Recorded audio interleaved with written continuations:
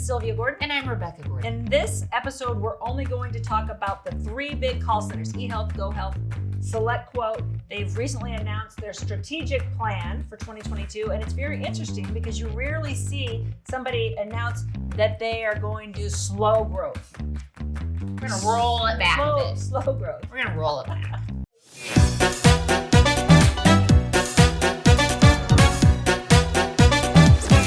Why are they slowing their growth? You know, the only thing that comes to mind, they ain't making no money. Well, and we've talked a little bit about that, and you can look up how their stock is performing. But they're slowing growth to concentrate instead on retention, which is kind of like It's kind of like a duh. Yeah. I mean, I remember back in the day, we had placement ratio bonuses every single year. The business doesn't matter how much business you write unless it sticks. Right. And that doesn't matter if you have a 2-person agency or a 300-person call center. If it doesn't stick, you don't have anything. And what's interesting is what you look at what the three big kahunas did in this AEP. They wrote collectively 2.2 million MA applications. Right. So they submitted over 2 million applications. How many are still in effect? I don't know. Right. I don't know. You can probably go find that out. But that is a problem. That is a problem. Large volume going on, not a large volume staying on. And also the corollary is the complaints to CMS. Well, the complaints are huge and you know, it affects all of us. But what's interesting, because I totally have been up against this, I'm sure a lot of our viewers have also, you know, you hear about the big amounts of marketing money that these three entities have gotten in the past from our partners. Huge amounts. And that's coming back. They're starting to hold those funds back, really getting their attention. And it just reiterates that the business that you're submitting, you don't have the whole puzzle completed. Right. So if the carriers are really funding them, and now they're going, and we've already said in their public strategy that specifically they said, GoHealth said they're already seeing pullback in marketing spend. That means the carriers are giving them less money. Mm-hmm. And that's because CMS is leaning on the carriers to get these complaints under control. And the carriers' lever is to give less marketing money to them. And that's something that the field agents typically aren't even aware of. Right. Which makes sense. If you're giving me 2 million apps, I want to give you marketing money to participate in that. Right. And if your persistency is low, I'm going to pull back. And what's probably happened is, you know, this trend, I'm speculating, but I bet 2 years ago, the trend was like, well, okay, that retention might be X. And then the next year, that retention is probably even lower. And now it must be at an alarming rate, like this isn't working. A big problem, and what I know some of the new strategy, eHealth was quoted as saying, they're going to put a lot more focus on new hires. So I think that we all have a feeling that with these massive call centers, they have like seasonal employees that come in during AEP. They have a script and they can just enroll.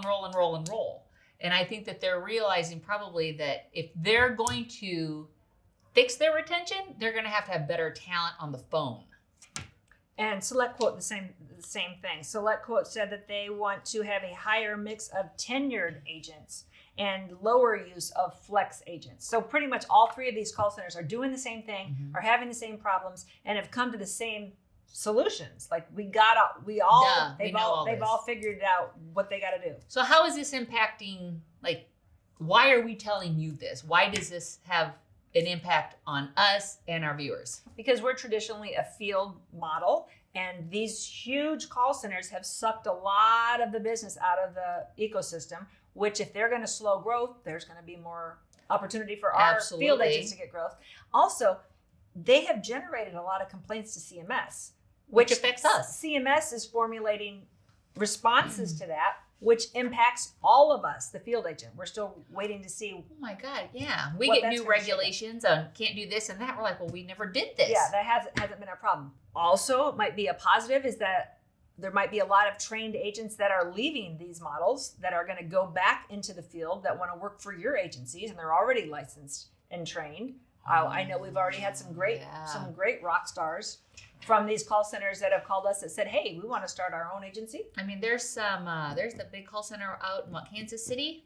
Yep, spring. I'm just saying a lot of these people are because I know some, not to mention any of these by name, that because of these problems that their hourly has gone down, their bonuses have gone down. They, if they're not making a profit, they have to keep tightening their belt.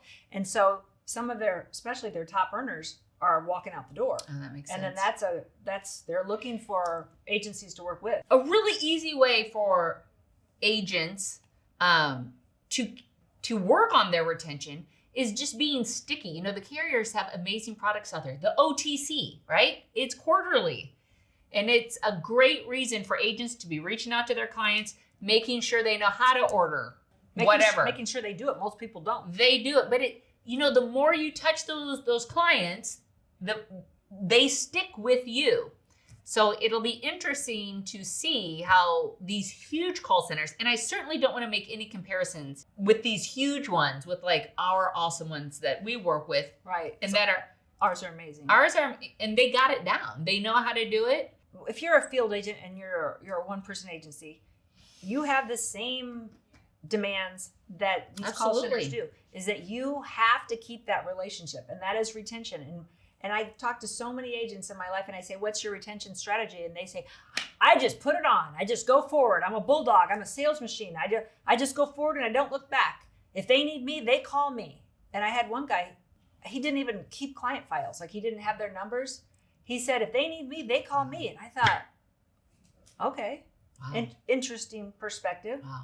But everyone in this business, it's not just about going forward and putting on sales. It's about keeping your sales on. This is a renewal business. Which is the whole reason why we're in this market, for renewals. Right. If you want to make your passive income, you have to keep earning it. And that's not just by selling it and doing a good job at point of sale. It's by giving that value added service year in and year out. And we talk a lot about on our channel about things you can do for retention. Because you're like, I'm just one person. The newsletter that we have, we can generate that. You can send that out quarterly. Ringless voicemail. There's postcards. Just send out happy birthday cards. The once a year client appreciation breakfast. There's so many things you can do to get in front of your people, either with text, email, voicemail. There's a lot of stuff. If you need help on a retention strategy, talk to us at Gordon Marketing. And we appreciate you tuning in. And we also want to give a big shout out to all of you that joined us for our amazing agent celebration in Costa Rica. And we really hope that if you weren't with us, you will consider joining us next year. Pura vida. Thanks for watching. Good selling.